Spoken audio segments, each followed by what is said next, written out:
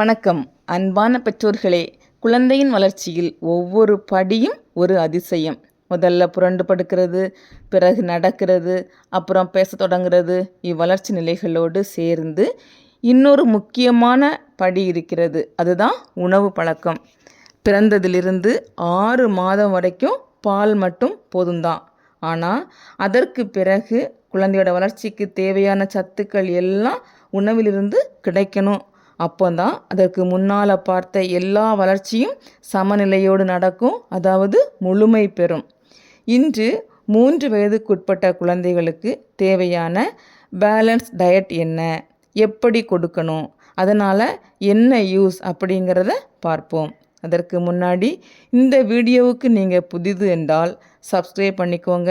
உங்கள் கருத்துக்களையும் கமெண்ட் பண்ணுங்கள். ஆலோசனைகளுக்கு தொடர்பு கொள்ளலாம். ஒரு சின்ன கிராமத்தில் அனி அப்படின்னு ஒரு அம்மா இருந்தாங்க. அவங்களுக்கு அம்மு அப்படின்னு 7 மாத பாப்பா இருந்தாங்க. அம்மா பால் மட்டுமே கொடுத்துட்டு வந்தாங்க.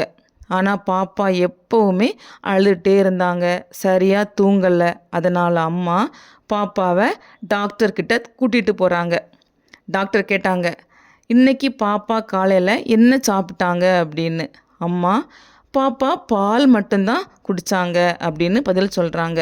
டாக்டர் சிரிச்சுக்கிட்டே சொல்கிறாங்க, அம்மா பாப்பாவுக்கு வளர்ச்சி எரிபொருள் பால் மட்டும் பத்தாது. பாப்பா தவளணும், நிற்கணும், பேசணும். அதனால் பேலன்ஸ் டயட் ரொம்ப முக்கியம். பால் பேஸ் தான், ஆனால் carbohydrate, vegetable, fruits, protein, fat எல்லாம் தான் சக்தி தரக்கூடிய எரிபொருள் அப்படின்னு சொல்கிறாங்க. அன்னையிலிருந்து அம்மா குழந்தைக்கு டெய்லியும் கொஞ்சம் கொஞ்சமாக ஹெல்த்தி ஃபுட்ஸ் ட்ரை பண்ணுறாங்க. ஆனால் பாப்பா முதல்ல வாயை திறக்கவே இல்லை. ஆனால் அம்மா கலர்ஃபுல் பிளேட், கலர்ஃபுல் ஃபுட், அம்மாவோட சிரிப்பு, கதை, ஃபேமிலியாக சாப்பிடும் டைமில் மெதுவாக பாப்பா சாப்பிட ஆரம்பிச்சிட்டாங்க. 2 மாதத்துக்கு அப்புறம் குழந்தை நல்லா தூங்குது, ஆக்டிவாக இருக்குது. அம்மாவுக்கு ரொம்ப மகிழ்ச்சி. அப்படின்னா சரியான உணவு தான் குழந்தையோட வளர்ச்சிக்கு மிகப்பெரிய கிஃப்ட். அந்த கிஃப்ட் எப்படி இருக்கணும் அப்படின்னா பேலன்ஸ் டயட்டாக இருக்கணும். பேலன்ஸ் டயட் அப்படின்னா ஒரு நாள் சாப்பாட்டில் கார்போஹைட்ரேட், புரதம், கொழுப்பு, விட்டமின்கள், மினரல்ஸ், தண்ணி எல்லாமே இருக்கணும். இதை எப்படி கொடுக்கறது?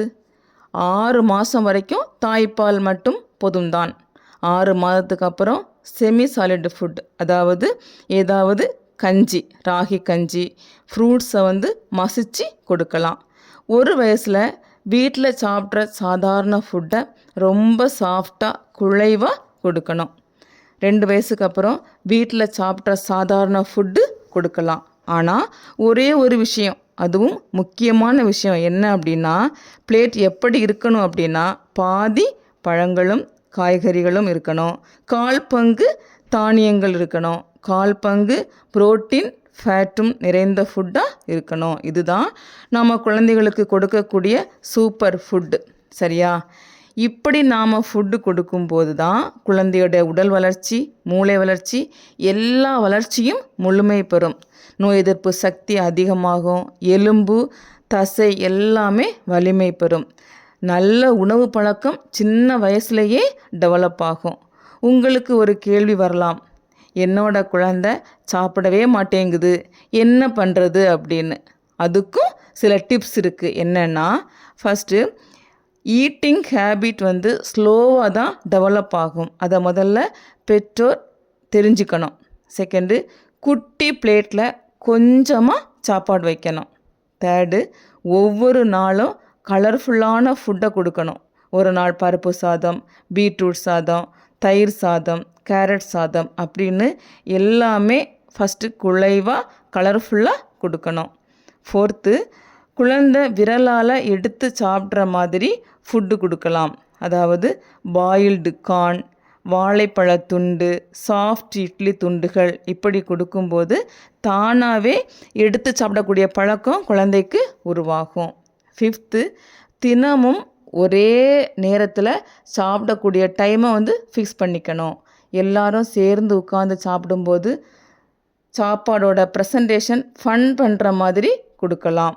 அதாவது இட்லின்னா ஸ்மைலி ஃபேஸ் இட்லி, குட்டி இட்லி, ஸ்டார் ஷேப் இட்லி அப்படி கொடுக்கலாம். சாதம்னா காக்கா முட்டை, குருவி முட்டை, கிளி முட்டை, கோழி முட்டை அப்படின்னு பேர் சொல்லி கொடுக்கலாம். 6th, கட்டாயப்படுத்தி அளவைத்து எப்போவுமே சாப்பாடு கொடுக்கக்கூடாது. பாட்டு பாடிக்கிட்டே கதை சொல்லிக்கிட்டே சாப்பாடு ஊட்டலாம். ஒரு உருண்டை சாப்பிட்டாலும் பாராட்டுங்க. டிவி மொபைல் பார்த்துட்டு சாப்பாடு கொடுக்கவே கூடாது. அன்பான பெற்றோர்களே, குழந்தை சாப்பிடாம இருப்பது உங்களுக்கு வருத்தத்தையும் பதற்றத்தையும் கொடுக்கலாம். ஆனால் கவலைப்பட வேண்டாம். உங்களது பொறுமையும் சின்ன சின்ன முயற்சியும் குழந்தைய சாப்பிட வைக்க உதவும். அதனால் சாப்பிட்ற நேரத்தை அழுத்தமாக்காமல் அதை சிரிப்பு, அன்பு, பொறுமை நிறைந்த நேரமாக மாற்றுங்க. ஆரோக்கியமான குழந்தையாக வளர்க்கலாம். இந்த வீடியோ உங்களுக்கு பிடிச்சிருந்துச்சு அப்படின்னா சப்ஸ்கிரைப் பண்ணுங்கள். உங்கள் கருத்துக்களை கமெண்ட் பண்ணுங்கள். பயனுள்ள தகவலுடன் சந்திப்போம். நன்றி.